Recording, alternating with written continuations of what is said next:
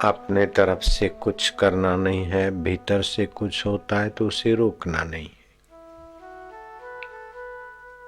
कोई प्रयत्न अपने तरफ से नहीं, अपने को ओमकार की उस पवित्र धारा में बह जाने दो। रियो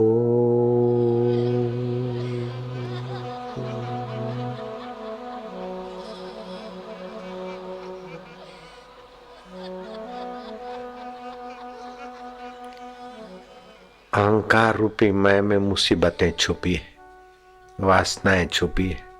ये हो जाए, वो हो जाए, वो हो जाए, परेशानियां पैदा करने की बेवकूफी छुपी इस अहंकार रूपी मैं को ईश्वर में हम समर्पित कर देते हैं। हम नहीं कर पाए तो ईश्वर हमारे नकली मैं को तेरे असली मैं में डूबने दे। मेरे प्रभु तेरी कृपा के बिना हमारा अकेला साधन बल नहीं, तेरी कृपा नाथ ए फल साधन ते न होई। राम कृपा ते कोई पाए कोई कोई।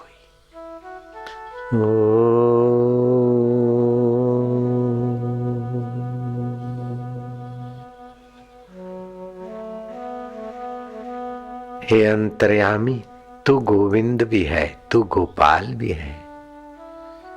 गो माना इंद्रियां, इंद्रियों के द्वारा तू ही तेरी सत्ता ही विचरण करती है, इसलिए तू गोविंद है। और इंद्रियां मन में लीन हो जाती है रात को, मन बुद्धि में और बुद्धि मैं में और मैं तुझ में लीन होकर फिर सुबह आपाधापी के काबिल बनता है। इसलिए हे परब्रह्म परमात्मा, तू गोपाल भी है, तू केशव भी है। क माना ब्रह्मा, श माना शिव, व माना विष्णु। ब्रह्मा विष्णु महेश का भी आत्मा है और मेरा आत्मा भी होकर बैठा। गोविंद, गोपाल, केशव, दामोदर, दीन दयाल, भक्त वत्सल, प्राणी मात्र के परम सुहृद प्रभु।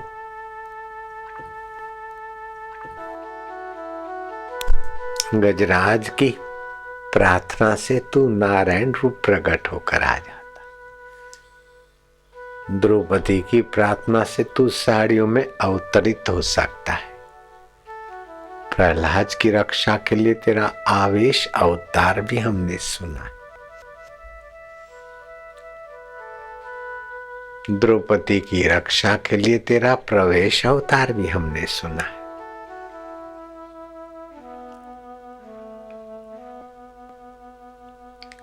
तेरा अंतर्यामी अवतार तो थोड़ी सी साधना करने वाले साधकों को ही अनुभव में आ जाता है कि अंतर में तू कैसी दिव्य प्रार्थनाएं कर, प्रेरणाएं करता है।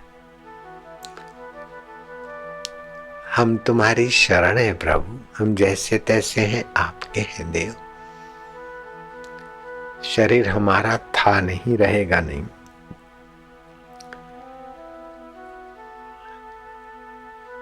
बचपन के खिलौने और बचपन का शरीर नहीं रहा तो ये शरीर और इसकी सामग्री कब तक रहेगी। लेकिन नाथ, तुम्हारा और हमारा संबंध तो मृत्यु का बाप भी नहीं तोड़ सकता है। मैं जैसा तैसा तुम्हारा हूं ना, हे अच्युत, जो कभी अपनी महिमा से कभी अपनी स्थिति से च्युत नहीं होते, वह अच्युत।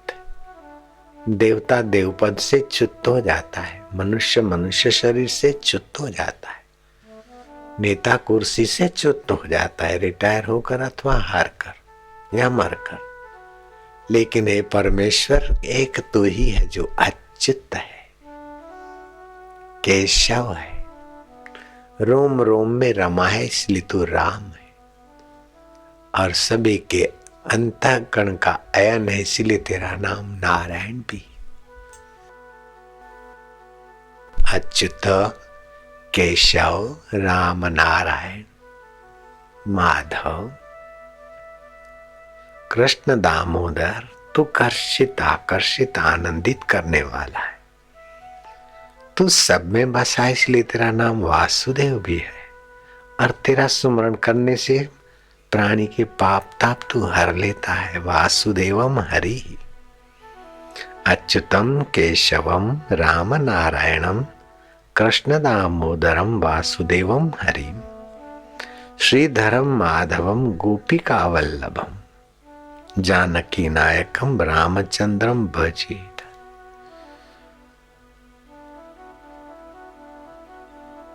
हे माधव, हे गोपी वल्लभ, समाधि करके योगी तो आंखें बंद करके फिर तेरा रस पीता है, लेकिन गोमाना इंद्रियों गो शब्द के 109 अर्थ होते हैं। खुली इंद्रियां जो तेरे रस को पिए वो गोपी। आंख खुली हो, कान खुले हो, सब वासुदेव है। इस प्रकार का ज्ञान सुनकर सब तुझ में और तुझ सब में तू, जैसे हर तरंग में पानी और पानी में ही सारे तरंग, हर मकान में आकाश और सारे मकान आकाश में, ऐसे ही श्रीधर माधव गोपिका वल्लभ जानकी नायकम रामचंद्रम भजेत। हे अच्युता, ओम ओम अच्युताय नमः, ओम ओम केशवाय नमः, ओम ओम राम नारायणाय नमः, ओम ओम कृष्ण दामोदरम वासुदेवम हरिम नमः। ओम ओम परमेश्वराय। वालुड़ा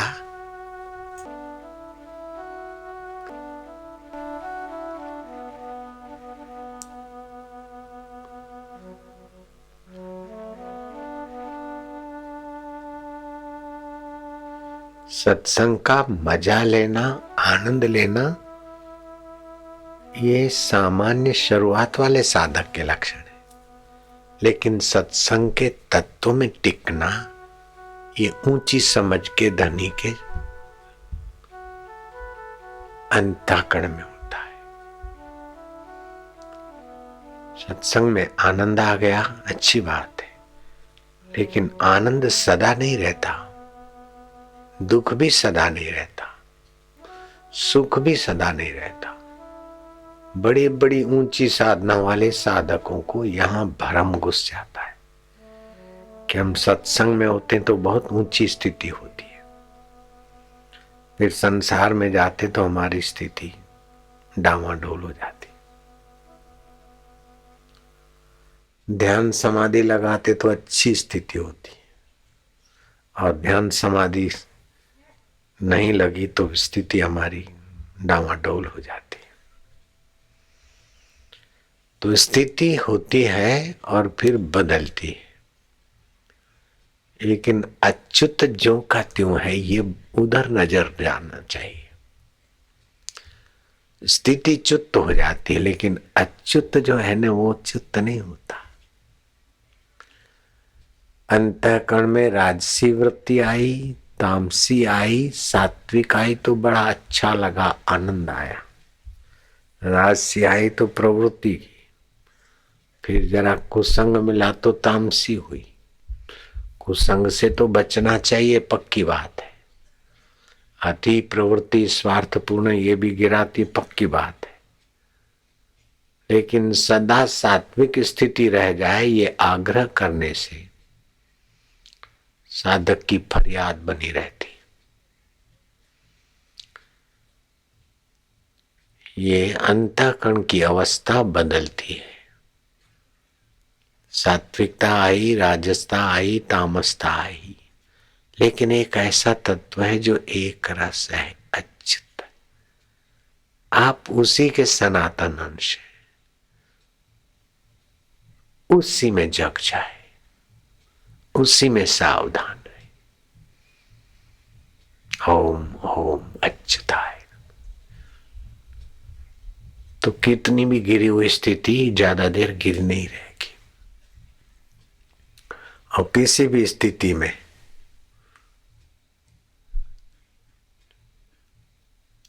उतार चढ़ाव में विक्षेप नहीं होगा। साधकों के जीवन में कई ऐसे उच्च प्रकार के अनुभव भी होते हैं और फिर भी फरियाद तो बनी रहती है। क्यों कि अच्युत में स्थिति नहीं हुई, तब तक कुछ न कुछ आपाधापी होती रहती।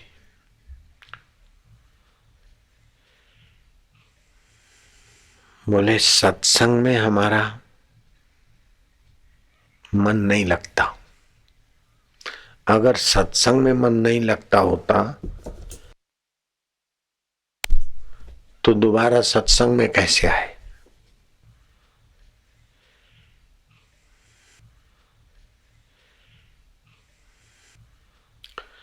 मन लगता है लेकिन सत्संग में मन टिकता नहीं, वो स्थिति टिकती नहीं, क्योंकि अंतःकरण और मन कहीं भी एक जगह टिक जाए तो वो अंतःकरण और मन रहेगा ही नहीं। उसमें तो परिवर्तन होना ही है, होना ही चाहिए। सत्संग का महत्व स्व में टिक जाए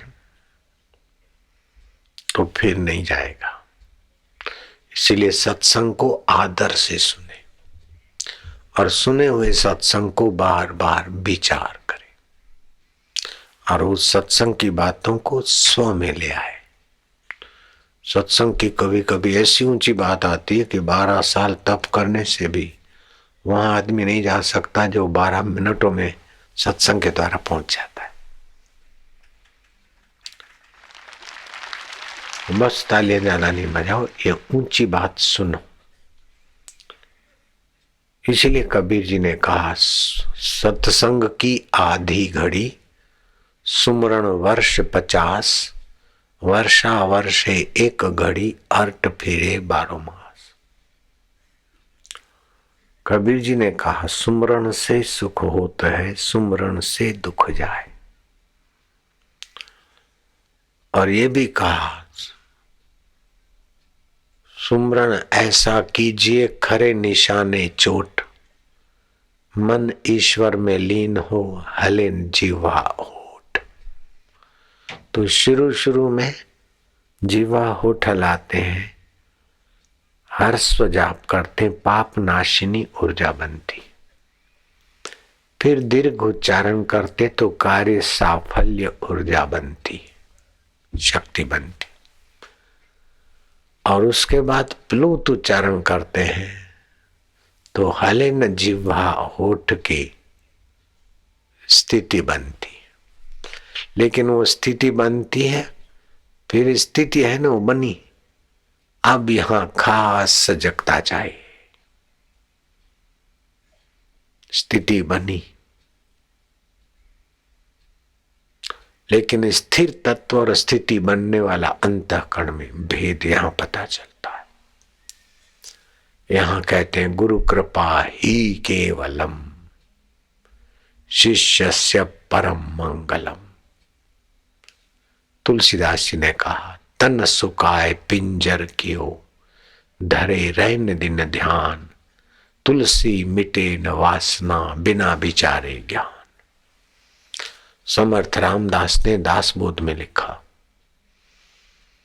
कि अगर मोक्ष चाहिए, ऊंची आध्यात्मिक उन्नति चाहिए तो अद्वैत ज्ञान का आश्रय लेना चाहिए। अद्वैत माना अनेक अनेक दिखते हुए भी एक तत्व में जगना चाहिए। जैसे आंख ने अनेक देखा लेकिन ज्ञान स्वरूप देवता एक है। 7 रंग देखे, दुनिया की अनेक चीज देखी, लेकिन ज्ञान सत्ता एक। कान ने अनेक शब्द सुने लेकिन ज्ञान देवता तत्व रूप से परमेश्वर आत्मदेव एक है।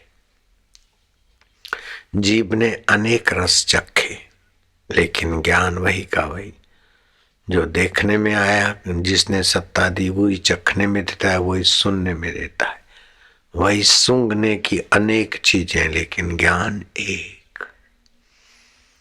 ऐसे मन के सोच विचार अनेक, लेकिन उसको देखने वाला ज्ञान स्वरूप मेरा परमेश्वर ओम एक। बुद्धि के निर्णय अनेक, निर्णय बदल गए फिर भी जानने वाला मेरा परमेश्वर तू एक का एक वालुड़ा।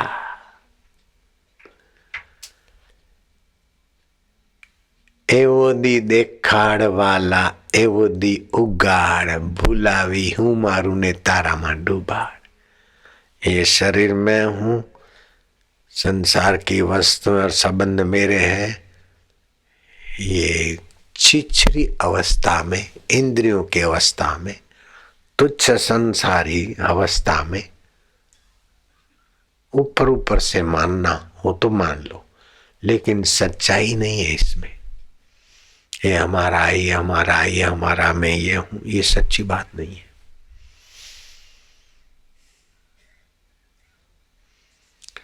अगर शरीर को मैं मानते हैं तो इस शरीर को तो 7 साल में पूरे के पूरे कण बदल जाते, हड्डियां भी बदल जाती, तो ये मैं कैसे हुआ?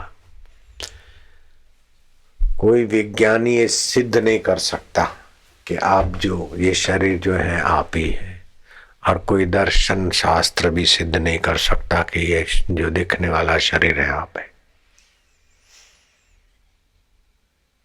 आप ज्ञान स्वरूप अच्युत के सनातन सपूत है।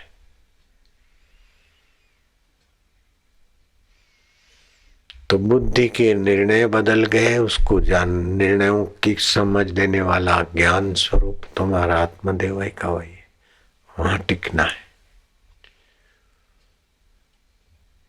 शरीर की अवस्थाएं बदल गई, उसको जानने वाला ज्ञान देवता परमेश्वर जो सत्य है, वो चित्त है, वह आनंद स्वरूप है, ज्ञान स्वरूप है, और सभी का अंतर आत्मा होकर बैठा है।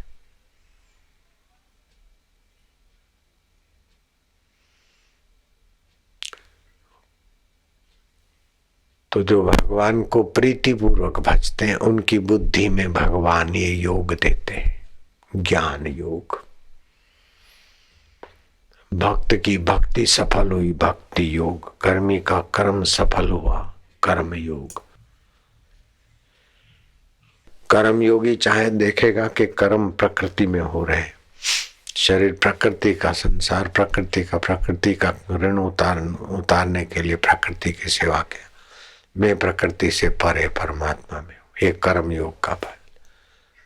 भक्ति योगी कहेगा कि सब भगवत ज्ञान स्वरूप चैतन्य का ही विलास है, सिया राम मई सब जग जानी, करी प्रणाम जोर जुग पानी, एकत्व आ गया। और ज्ञान योग में कि वृत्तियां अनेक, रूप अनेक, रंग अनेक, अंतःकरण की दशाएं अनेक, लेकिन प्रकाशक सत्य स्वरूप, मन तो ज्योति स्वरूप अपना मूल विचार। चाहे भक्ति योग से जाओ, ज्ञान योग से जाओ, कर्म योग से जाओ, लेकिन आओगे वहीं उस सत्य स्वरूप में, चेतन स्वरूप में, आनंद स्वरूप।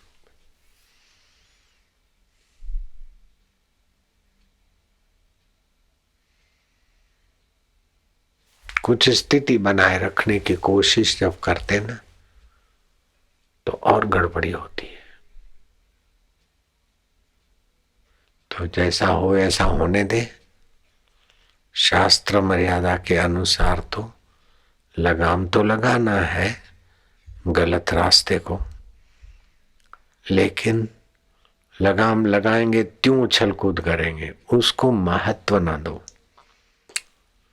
बुरे विचार आए तो उससे भिड़ो मत, अथवा उनसे जुड़ो मत। अच्छे विचार और अच्छी स्थिति आई तो भी उसके अधिष्ठान का ज्ञान, सुमृति वो अच्छी स्थिति को लंबा करेगी, और स्थिति बदली तो भी परम स्थिति के प्रभाव से उस स्थिति की भी परवाह नहीं रहेगी। जैसे हम एकांत में रहते, ध्यान भजन करते, तो गुफा में रहते थे, उस समय की स्थिति अभी लेने देने में डांट रू नहीं होता, लेकिन कोई फर्क नहीं पड़ता। इसका अभ्यास, सत्संग का अभ्यास आदर पूर्वक, साधन का अभ्यास आदर पूर्वक। वशिष्ठ जी महाराज कहते हैं कि हे राम जी, एक तिनखा मिटाना होता है तभी भी प्रयत्न करना पड़ता है, तो कई जन्मों के जीव भाव के संस्कार, अंतःकरण से जुड़ने के संस्कार लगे हैं। जगत की सत्यता, ये त्रिलोकी मिटानी, त्रिलोकी की सत्यता मिटानी। सत्य उसे कहते जो तीनों काल में एक जैसा रहे, असत उसको बोलते जो तीनों काल में ना हो। तो ये जगत न असत है न सत है, हो के बदल बदल के माया का खेल। अबदल परमात्मा की खबर देने वाला है ये जगत, लेकिन जो बदलने वाले जगत को सच्चा मानकर उसमें सुखी होने के लिए अपने को फेंकता है, उसकी दशा ऐसी हो जाती है जैसे पतंगे, रात की गाड़ियां चलती है हाईवे पर, ट्रकें, बसें, कारें, तो उजाला देखकर वो पतंगे खेत खलियों में से भागते हुए आते हैं मजा लेने के लिए, और मजा मजा में छटपटाते रहते। थोड़ा मजा मिला, गिरे, फिर ठीक हुए, फिर मजा लिया, गिरे, फिर ऐसे करते करते आखिर सुबह होते होते मर जाते। और कोई बचा तो बेहोशी हालत में फिर कौवे और पक्षी सुबह चुग लेते हुए। ऐसे ही जो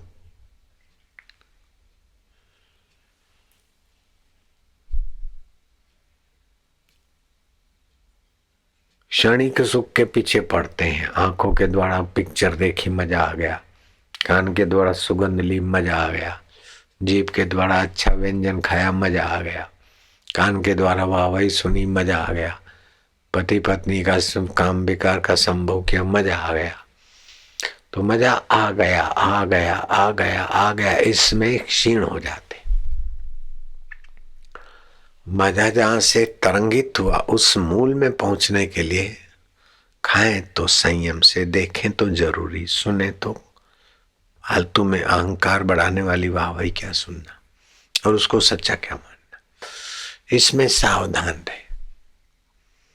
जो हल्के सुख में, क्षणिक सुख में लग जाते, वो परम सुख से वंचित रह जाते। कई ऐसे साधक हैं जो दीक्षा लेने के बाद उनको आर्थिक फायदा, सामाजिक फायदा, यश, वो अहमदाबाद में कोई हजाम होगा, कल मेरे से मिला तो बोले मेरा 2 साल से 3 साल से ये संकल्प था कि गुरु जी का मैं सेवा करूं, जरा थोड़ा बाल वाले ठीक। तो मैं क्या तुमने दीक्षा ली उसके बाद? अरे कि बहुत अच्छा है मेरा, तो अभी 5 आदमी मेरे पास काम करते। अब हजामत के धंधे वाले को भी दीक्षा लेने से बहुत अच्छा हो गया, 25 लाख की दुकान है, फलाना है, ढिंगना है, गाड़ी है, मकान है, दिखता है।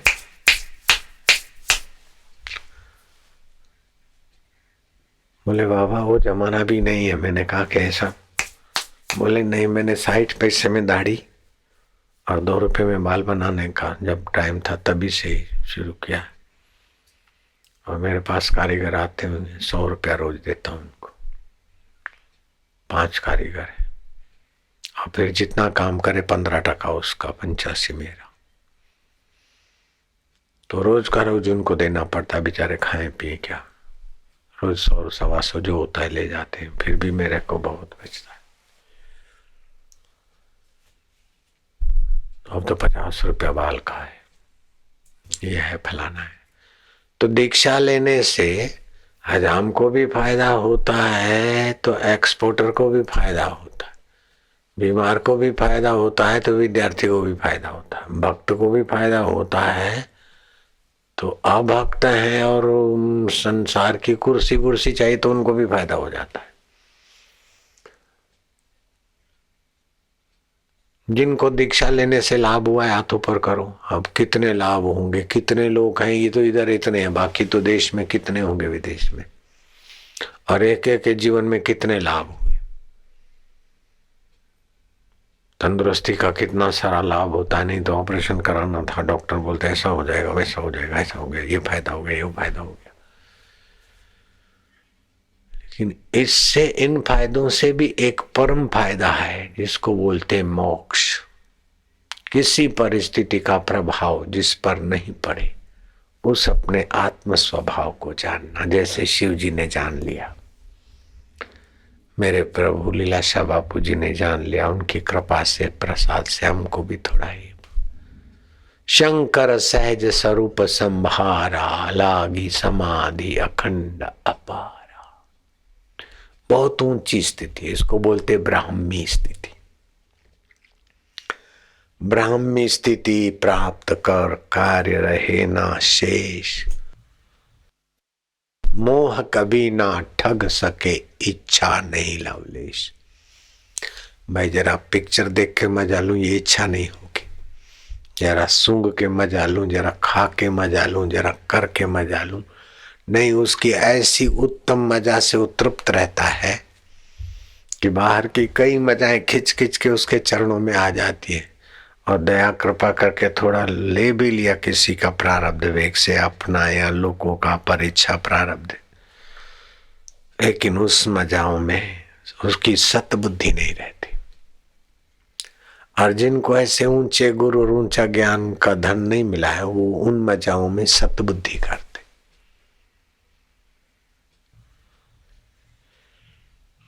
अथवा कुछ स्थिति में सतबुद्धि करते। बुद्धि में अज्ञान पड़ा है, वो ही मिटता है। जगत नहीं मिटता, संबंध नहीं बाहर के मिटते, अथवा शरीर नहीं मिट जाता। केवल बुद्धि में जो मोह पड़ा है, मोह निशा सब सोवन हारा, देखई स्वप्ने अनेक प्रकार। तो साधन करने के बाद भी